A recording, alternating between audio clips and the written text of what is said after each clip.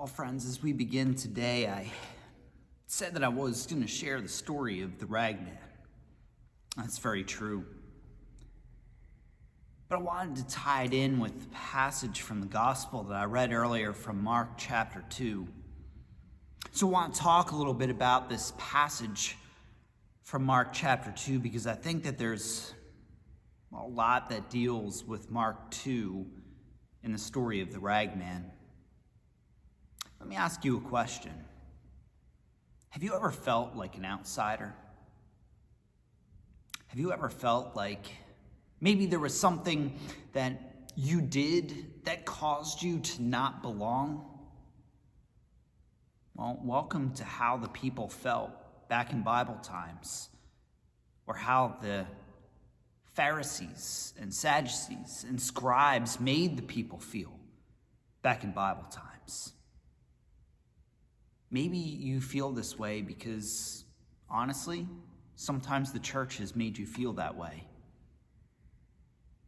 But that's a little bit about how the people in the text are feeling. This gospel passage in Mark 2, well, Jesus comes to change everything. Jesus comes to make things new in this passage. See, this text, I talk about the fact that context matters, that context is important. See, this passage, it comes at the end of the calling of the disciples. And so Jesus is meeting people where they're at.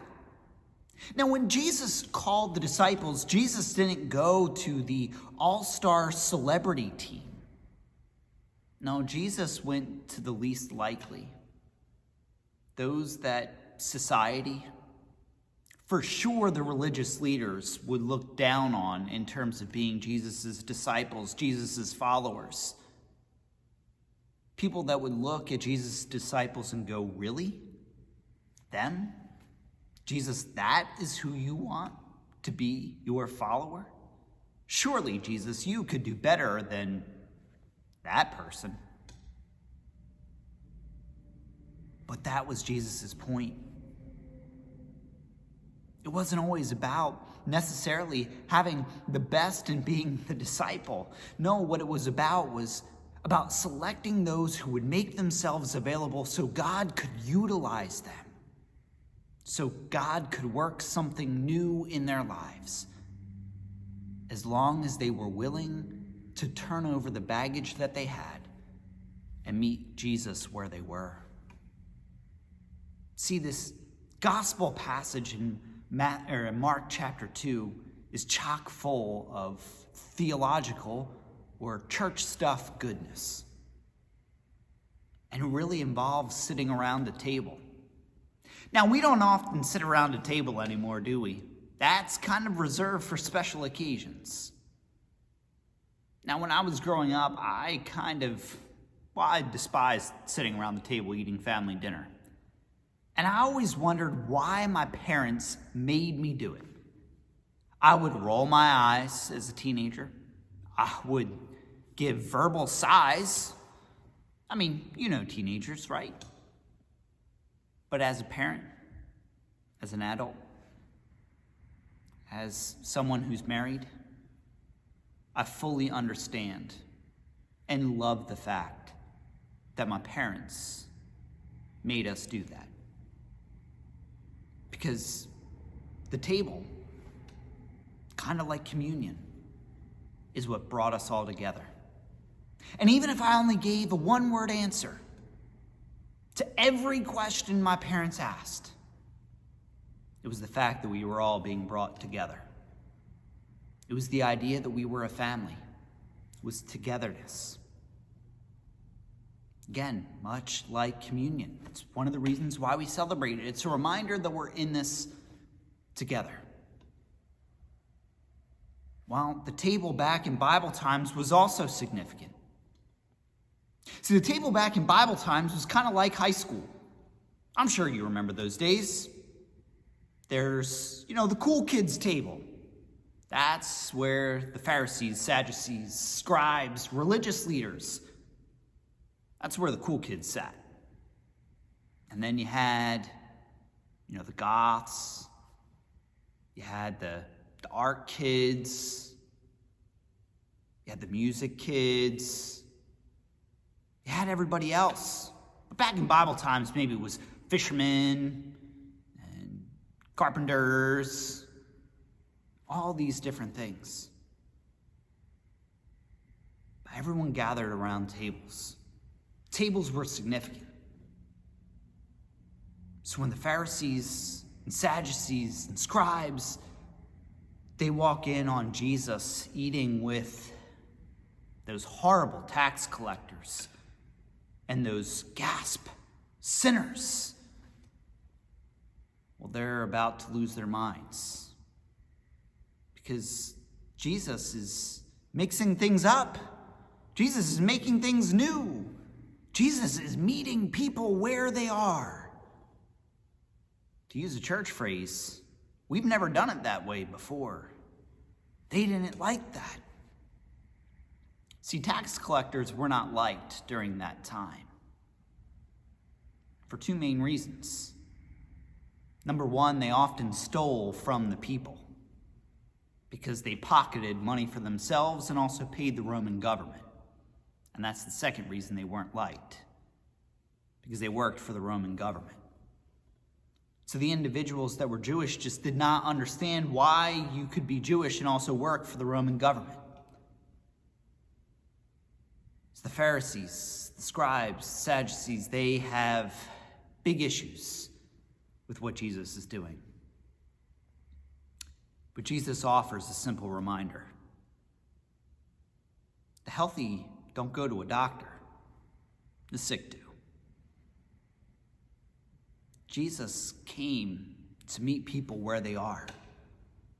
Jesus came for those who are willing to meet Jesus where they are. The table is open. See, back in Bible times, they didn't sit in chairs much like we do. They reclined at tables. So when Jesus is having this conversation, Jesus' entire posture is welcoming, saying, "Friends, come, eat. Let's dine together."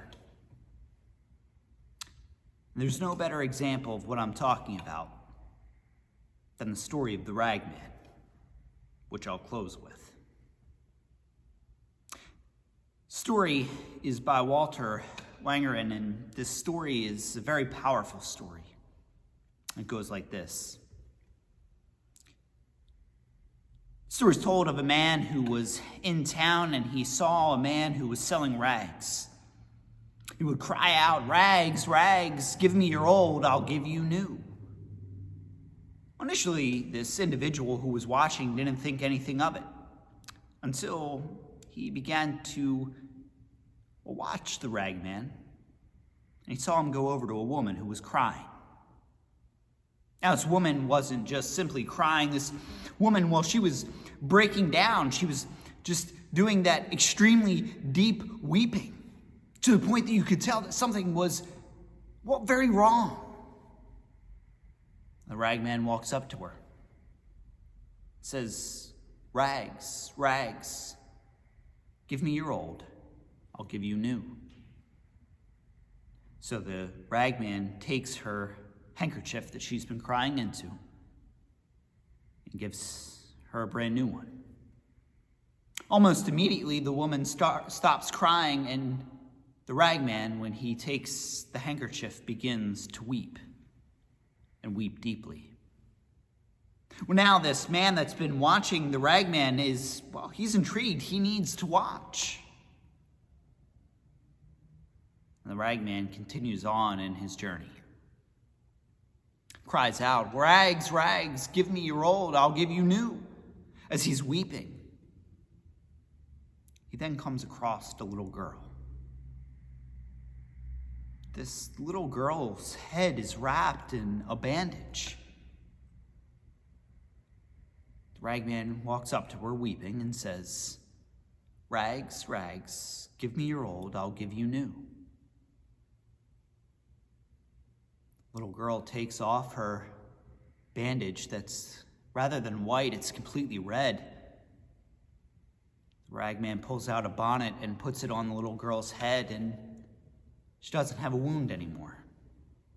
The ragman then ties the bandage on his head, and now he's bleeding from his forehead.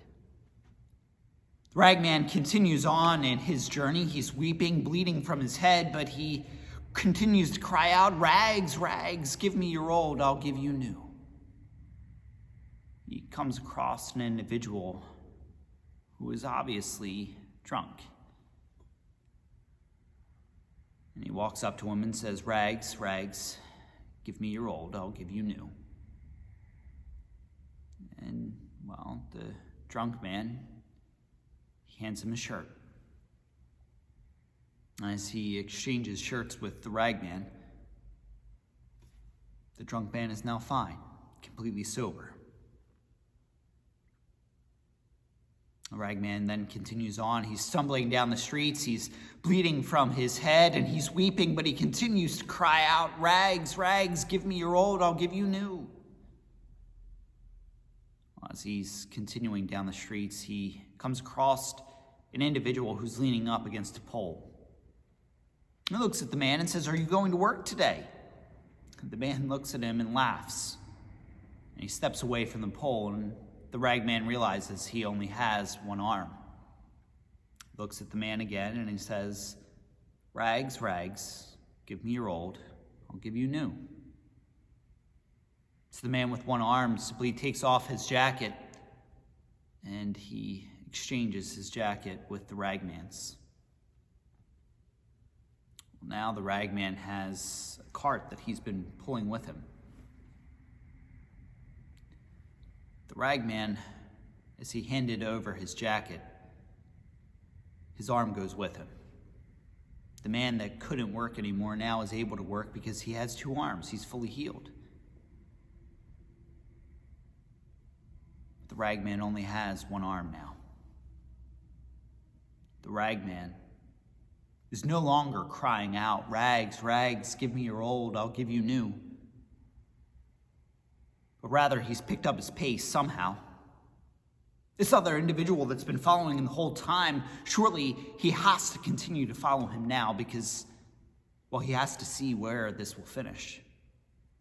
Somehow, the ragman picks up his pace with only one arm, with a cart that's full. As he's stumbling, he's bleeding from his forehead, he's weeping, but he leaves the town. The man that's been following is wondering, where is he going? As the man follows the ragman, he makes sure to keep a safe distance so the ragman doesn't see him. The ragman makes his way to the local dump. And as the ragman makes his way to the local dump, the ragman collapses. The ragman falls. The man that has been following, well, now he runs over because he wants to go check on the ragman. As he runs over to check on the ragman, he finds that the ragman has died. Well, the man that's been following the ragman is so overcome with emotion, he himself now is beginning to weep and weep deeply because he never anticipated to feel this way or such an attachment with the ragman. But he couldn't help but be amazed by what he saw. Well, he's exhausted, and so he finds a car off to the side. He curls up into the car, falls asleep. 1 day passes. 2 days pass. 3 days pass. All of a sudden, there's this great shaking. All of a sudden, there's this great light. And the man wakes up. He looks out. As he looks out, all of a sudden, the ragman is alive. Because after all, the ragman is Christ. So friends, I share this story because sometimes I think we have a hard time understanding exactly what the communion table means. We have a hard time understanding what forgiveness actually means. Friends, the Ragman is Christ. We live in a world that, much like this passage from the Gospel of Mark, we can feel that people are looking down on us. But we worship a God. We worship the Christ. We worship a Ragman that loves us so much, that is willing to meet us where we are, to say, "Give me your old, I'll give you new." Friends, the table is open. You are invited, and so are others. There are others that need to hear the message. Give me your old, I'll give you new. That's the Christ that we worship. That's the representation of the communion table.